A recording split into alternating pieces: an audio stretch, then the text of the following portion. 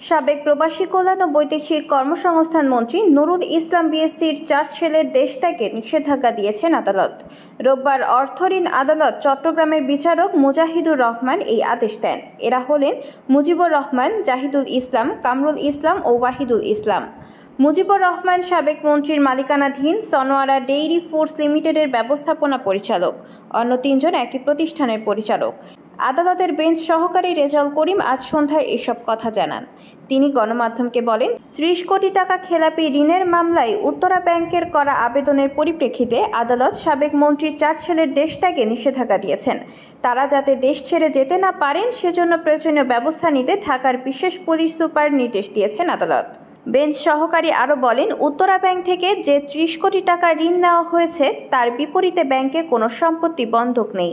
বিবাদীদের ব্যক্তিগত নিশ্চয়তা ও ট্রাস্ট রিসিটের ভিত্তিতে এই ঋণ মঞ্জুর করেছিল ব্যাংক।